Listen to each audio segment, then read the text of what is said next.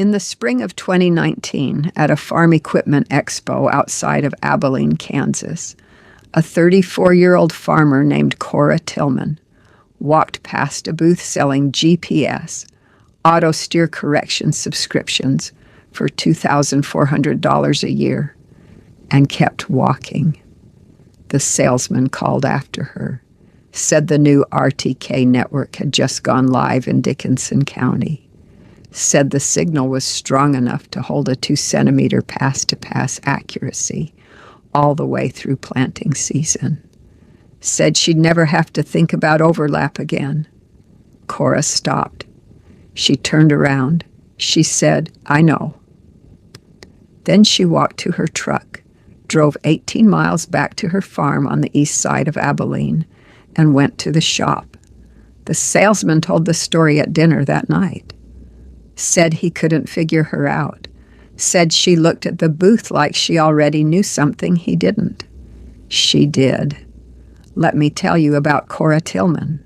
Because what she found in that field only makes sense if you understand who she was, before she ever pulled a tape measure out of her back pocket.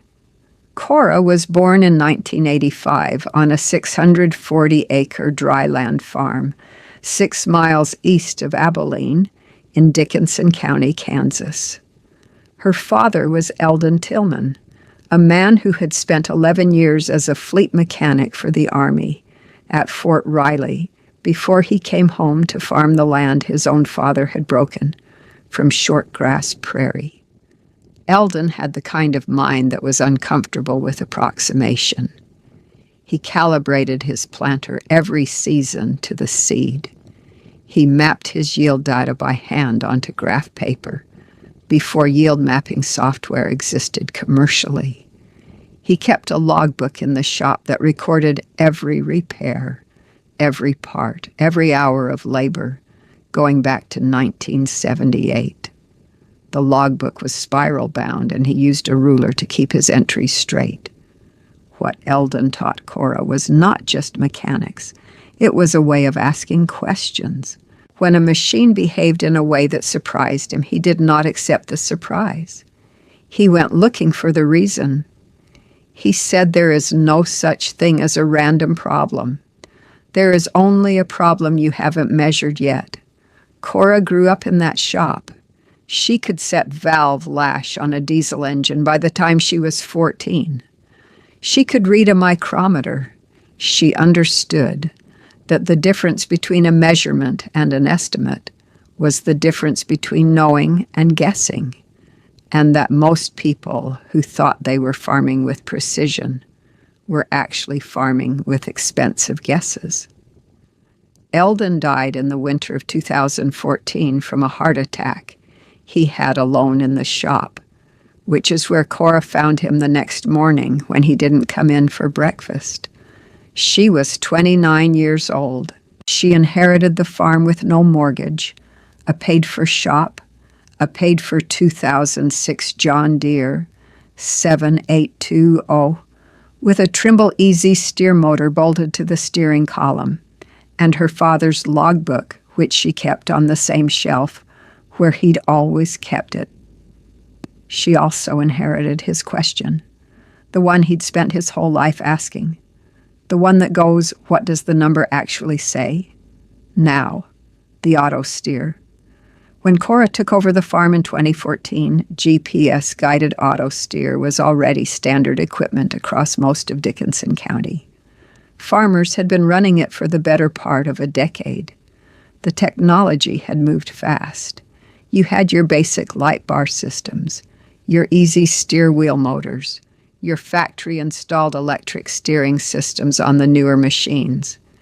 And at the high end, you had RTK base stations delivering centimeter-level accuracy to farmers who could afford the subscription or who had pooled together to put a tower up. The pitch was simple and it was compelling. You set your AB line, you engage the system, and the machine holds the row. No overlap, no skips, no fatigue error at the end of a long day. You plant exactly where you mean to plant. Every pass, all season. The county had bought it. completely and without reservation. Farmers who had resisted for years finally put the equipment on their machines after seeing their neighbors' planting maps come out looking like graph paper. Dealers sold correction signal subscriptions the way they sold extended warranties. The co-op started running ads about precision agriculture like it was a religion, and the RTK tower was the steeple. What nobody was doing was checking, not in the field, not with a tape measure, not pass to pass, row to row, in the dirt where the seed actually went. Cora noticed this in the spring of 2015, her first full planting season running the farm alone. She was planting corn on the North Quarter, a 160-acre field she'd planted every year since she was old enough to drive the tractor.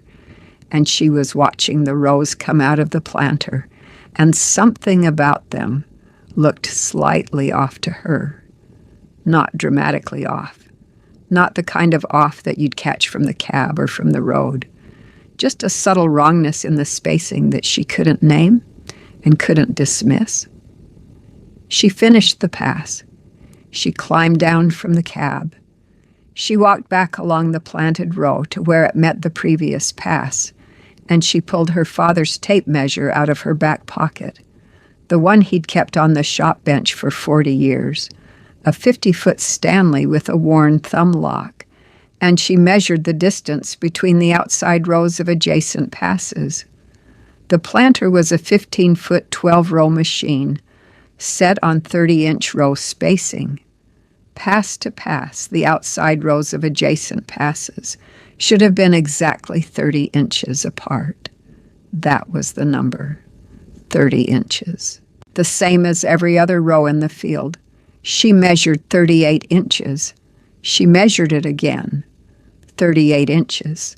She walked 50 feet down the row and measured again, 37 and a half. She walked to the other end of the pass near the headland and measured 36. The gap was not consistent. It was drifting, and it was not 8 inches of drift total across a 160-acre field. It was 8 inches per pass, compounding. She stood in that field for a long time. Let me tell you what Cora understood in that moment, because this is the part that separates what she did next from what everyone else in Dickinson County was doing. She understood that an 8-inch drift on a 30-inch row spacing was not a minor calibration issue. It was a 27% error. On a 12-row planter running 30-inch spacing, the intended pass width was 15 feet. An 8-inch outer row gap meant the effective pass width was 15 feet and 8 inches on one side, which meant that strip of ground was receiving one fewer row of corn than it should. Every pass, all season, on every field she planted. She also understood that this error was invisible from the cab. The auto steer display showed the machine on the line. The light bar was green. The system reported no fault.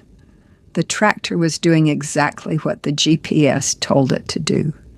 The problem was not that the machine was off the line. The problem was that the line was wrong. She went back to the shop and opened her father's logbook to a fresh page. What Cora spent the next 3 weeks doing, while the rest of Dickinson County planted corn in what they believed were perfectly spaced rows, was systematic. She was not angry. She was not panicking. She was doing what Eldon had taught her to do. She was measuring. She drove the tractor to the end of the field, disengaged the auto steer, and drove a manual pass.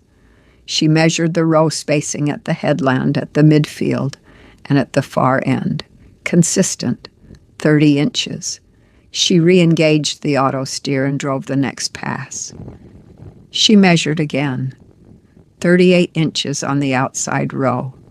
She repeated this 6 times on 6 different passes, on 2 different days, in the morning and in the afternoon, when the satellite geometry was different. The drift was present every time.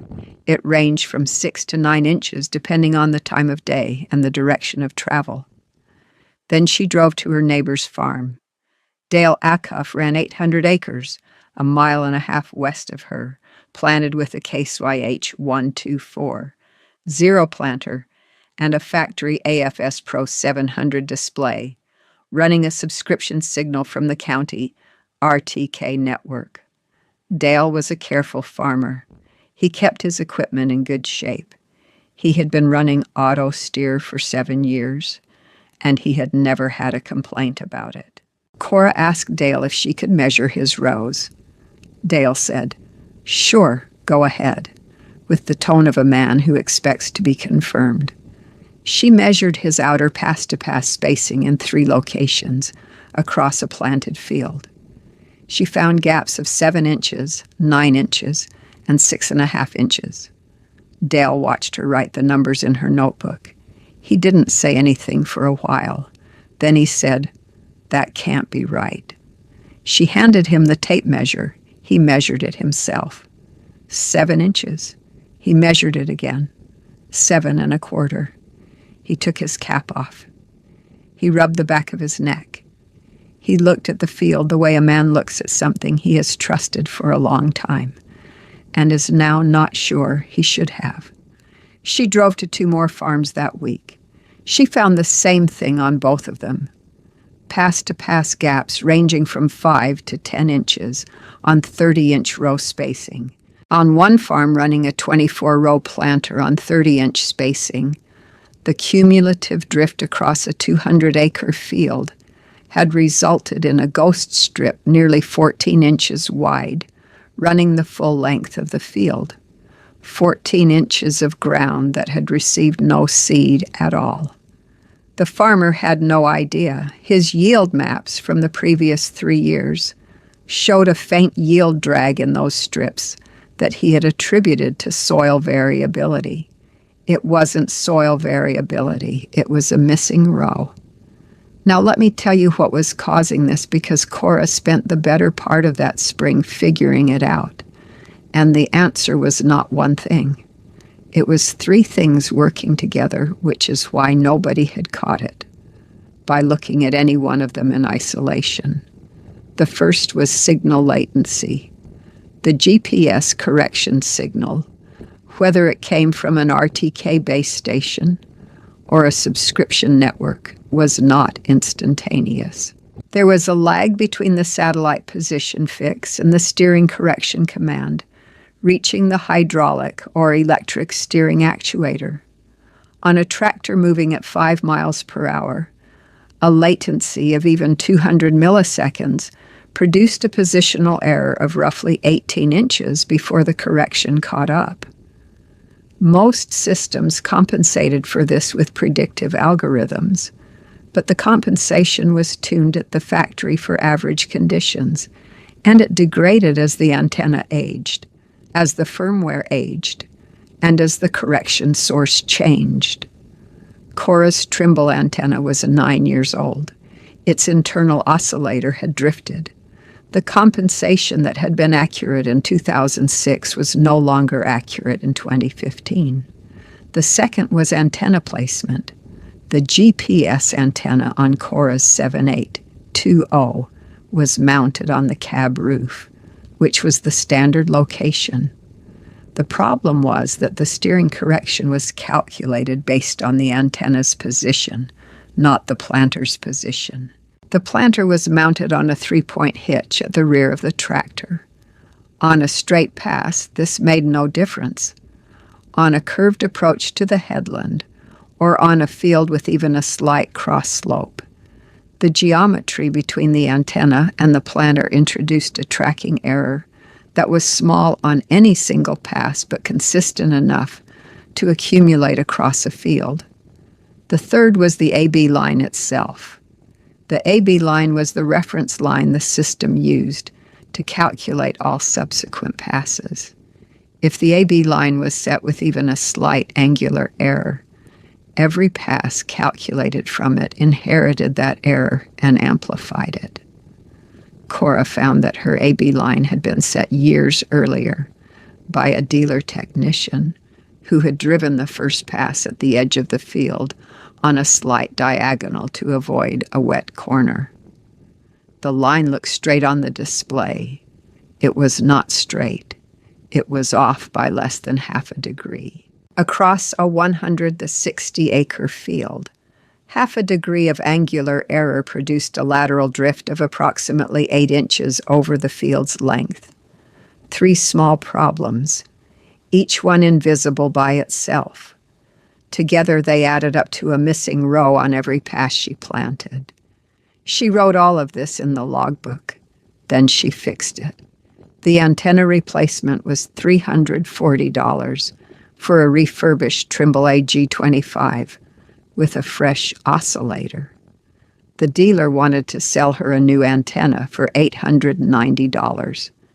She found the refurbished unit through an agricultural electronics supplier in Salina and drove there herself. New antenna cable, $24. Mounting hardware, $11. She spent one afternoon on the shop roof of the cab, rerunning the cable and torquing the mount to spec. The AB line correction required nothing but time. She drove a new reference pass on the north quarter on a calm morning, with no crosswind and no slope deviation, using a string line she had stretched between 2 fence posts at the field's true edge. She reset every field boundary in her display from scratch. 2 evenings of work. The latency compensation required a firmware update to the Easy Steer controller, which the dealer had not pushed to her unit in 4 years. The update was free. It took 45 minutes. She also adjusted the antenna to hitch offset in the display settings, entering the actual measured distance from her antenna to the planter's center furrow opener, a measurement she took with a tape measure and a plumb bob.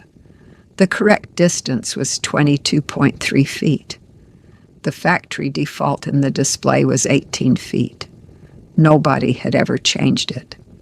Total cost of the repair, $375. She planted the south quarter the following week with the corrected system. She measured the outer pass-to-pass spacing at the headland, midfield, and far end, 30 inches, 30 1/4, 30 1/8. She wrote those numbers in the logbook, too. If you have ever watched someone do careful work in a place where careful work was not expected and felt the particular satisfaction of watching the numbers come out right, stick with me, because what Cora did next is the part that changed things. Hit subscribe so you don't miss the next story I'm telling. The story traveled the way all stories travel in small farming counties. Not from the feed store to the co-op this time, from field to field, farmer to farmer, in the specific language of people who had just been shown something they could not argue with. Dale Acuff told 3 men at the co-op that Cora Tillman had come to his farm with a tape measure and found a 7-inch gap in his rows, and he hadn't believed her until he measured it himself. One of those 3 men drove to his own farm that afternoon and measured his rows. He found an 8-inch gap. He called 2 more people. By the end of May 2015, Cora had been asked to come to 11 different farms in Dickinson County with her tape measure and her notebook. She found pass-to-pass errors on 9 of them. The errors ranged from 4 inches to 11 inches. On the 9 farms with errors, she identified the contributing causes using the same 3-part framework she had used on her own machine: antenna age, offset misconfiguration, a B-line angular error. Some farms had 1 problem. Some had 2. 2 farms had all 3. She did not charge for any of it. She brought her notebook and her father's tape measure, and she showed farmers what the numbers said. The dealers did not love this.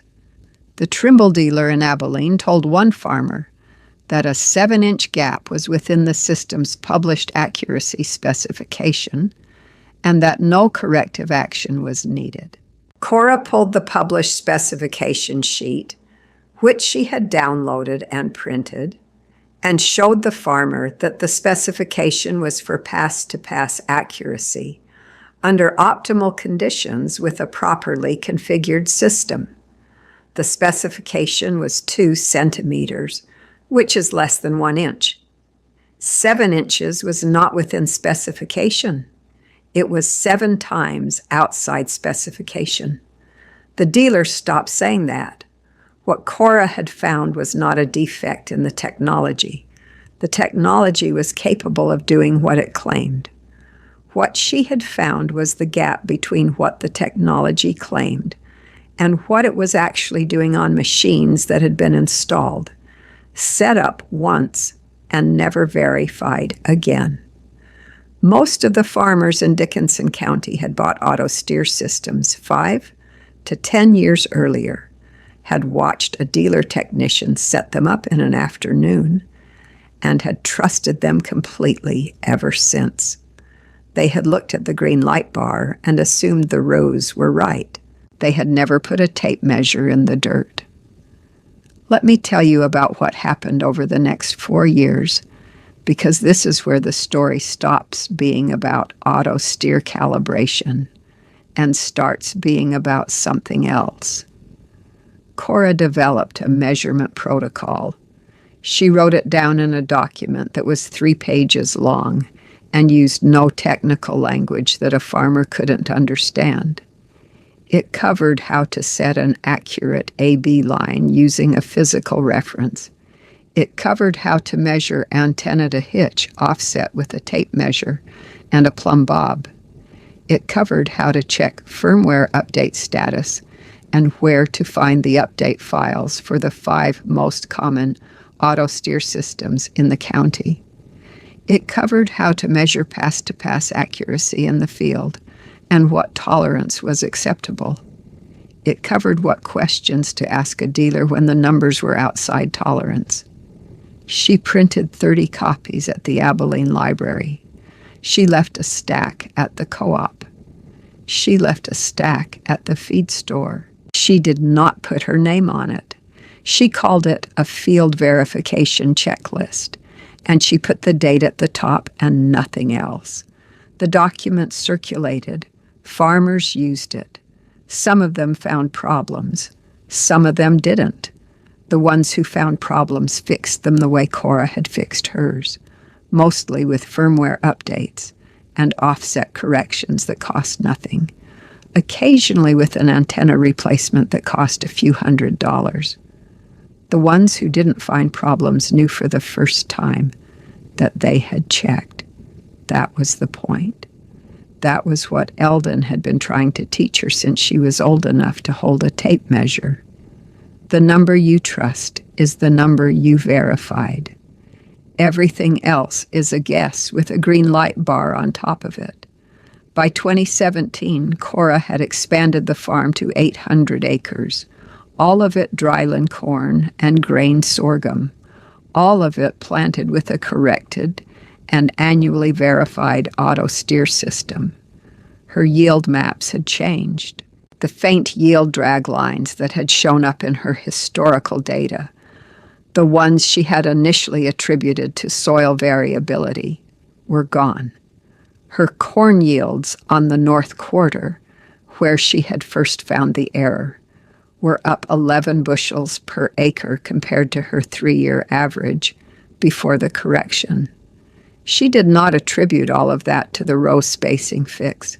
Some of it was weather, some of it was a hybrid change, but the yield drag lines were gone and the row spacing was right, and those 2 facts were connected.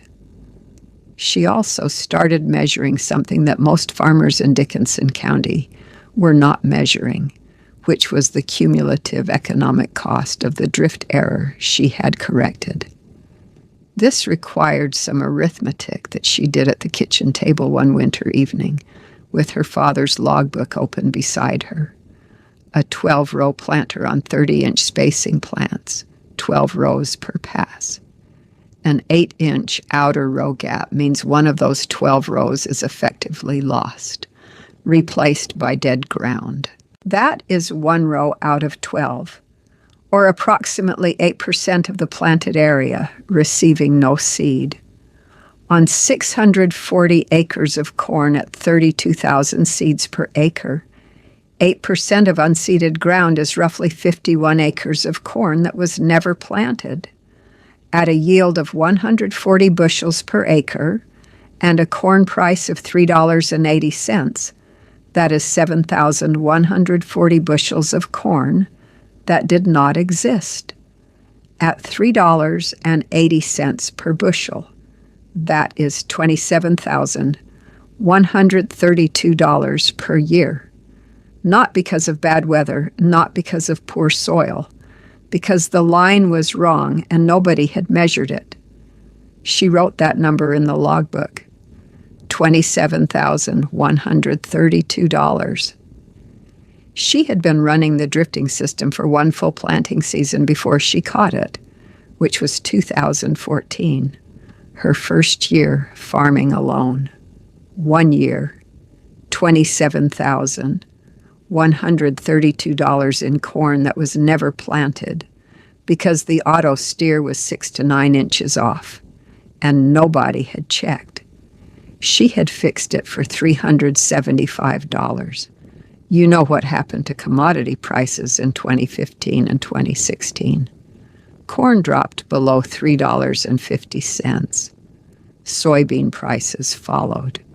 Input costs stayed high. Farmers who had expanded on borrowed money during the high-price years of 2011 and 2012, who had taken out operating loans at variable rates and bought new equipment on 7-year notes, found themselves in a margin squeeze that had no comfortable exit, not because they were bad farmers, because they had built their operations on the assumption that the prices that justified the debt would continue long enough to retire it, and the prices did not continue. Cora watched this from a farm with no operating loan, no equipment notes, and a planter that she had verified was putting seed exactly where she intended it to go. Her neighbors were not so fortunate. A farm 2 miles north of her, 1,200 acres that had been in the same family since 1919, went to a bank-ordered auction in the fall of 2016. The family had expanded from 600 to 1,200 acres in 2012 at the top of the land price cycle, financing the purchase with a 20-year note at a variable rate that had adjusted upward twice since origination. When corn dropped to $3.20 and their operating line came up for renewal, the bank declined. The auction drew buyers from 3 counties. Cora was there. The north 240 acres of that farm, a block of ground that adjoined her own east quarter, came up in the second hour of the auction. The opening bid was $1,200 per acre, set by a land investment company from Wichita that had been buying distressed farm ground across central Kansas for 2 years. Cora bid $1,350. The investment company bid $1,400. Cora bid $1,450. The investment company bid $1,500. Cora bid $1,600 per acre. The investment company paused. They conferred. They bid $1,625. Cora bid $1,700. The investment company did not bid again. 240 acres at $1,700 per acre. $408,000. She wrote a check, not a cashier's check, arranged through a loan officer. A check from her operating account, drawn on savings she had been building since 2014. by farming 640 acres with no debt, no equipment notes, and a planter that was putting seed where it was supposed to go. The crowd at that auction went quiet in a particular way. Not the quiet of discomfort, the quiet of recalibration, the quiet of a room full of people rearranging everything they thought they knew about a woman they had watched walk away from an equipment booth at a farm expo 3 years earlier. Dale Acuff was standing near the back of the crowd. He watched Cora write the check. He looked at the ground for a moment. Then he looked up and found her and gave her a single nod, the kind that doesn't require any words, because the words would be inadequate anyway. She nodded back. Then she folded her copy of the purchase agreement, put it in her jacket pocket, and drove home to check on the shop. The 240 acres she bought that day were in fair condition. The previous owner had farmed them conventionally, reasonable inputs, no severe erosion. But the auto steer system on his planter had never been verified either. Cora knew this because she had been to his farm in 2015 with her tape measure. She had found a 6-inch outer row gap. He had thanked her, written down the corrections, and never made them. She had found the same gap when she checked again in 2016. She corrected the AB lines on the new ground herself, walking every field boundary with a string line and a compass, resetting every reference pass from scratch. It took 4 days. It cost nothing.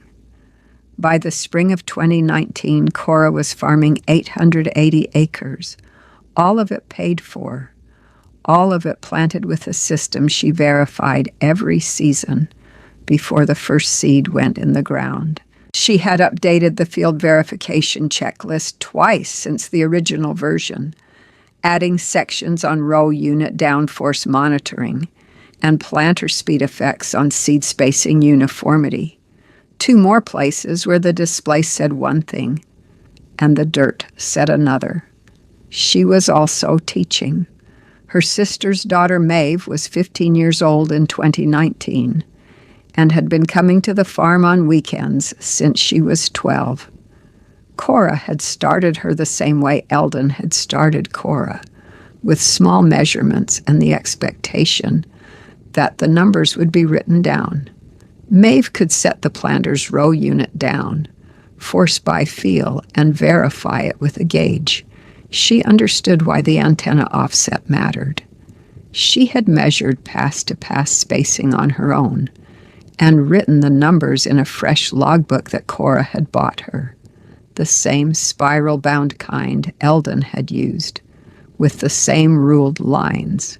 In the fall of 2020, the county extension office asked Cora to speak at a precision agriculture workshop they were hosting in Abilene.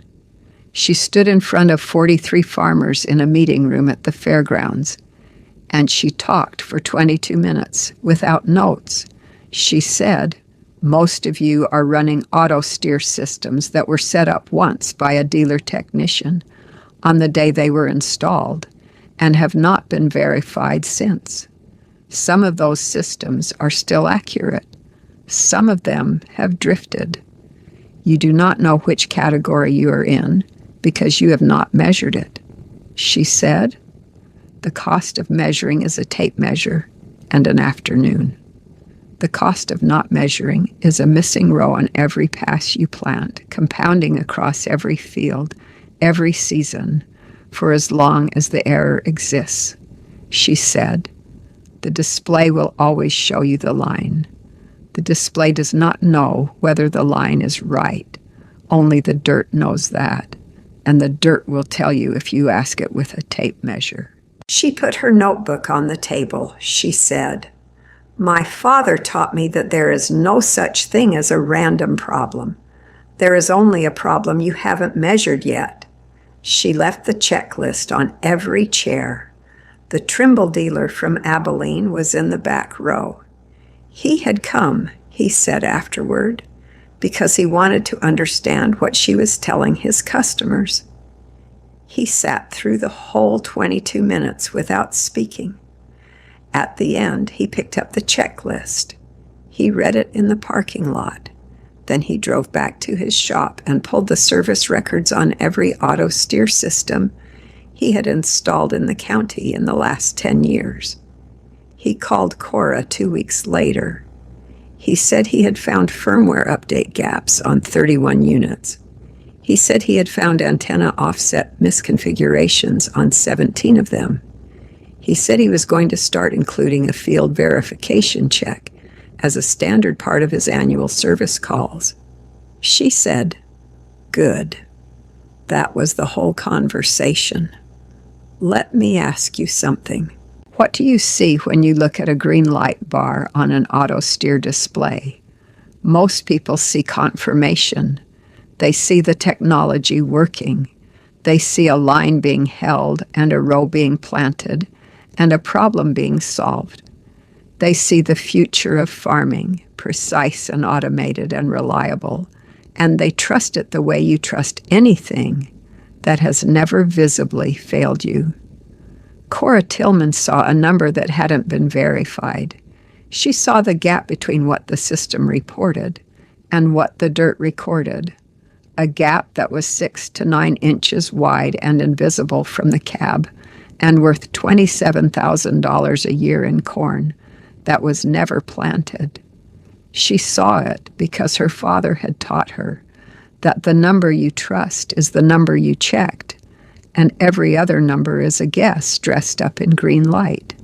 She fixed it for $375 and a tape measure and 4 days of walking field boundaries with a string line. She verified it every season after that, the same way Eldon had verified every repair in the logbook, with a measurement and a date, and a number written down in a ruled line. The auto steer worked fine. It always had the potential to work fine. It just needed someone to ask the dirt whether it was actually doing what the display said it was doing. Maeve Tillman asked the dirt that question for the first time in the spring of 2019. She was 15 years old, and she had her aunt's tape measure and her own logbook, and she measured 30 inches, 30 and an eighth, 30 inches, and she wrote all 3 numbers down. That's the difference between a display and a measurement. One tells you what the machine thinks it's doing. The other tells you what the ground knows. $375. A tape measure. A logbook with ruled lines.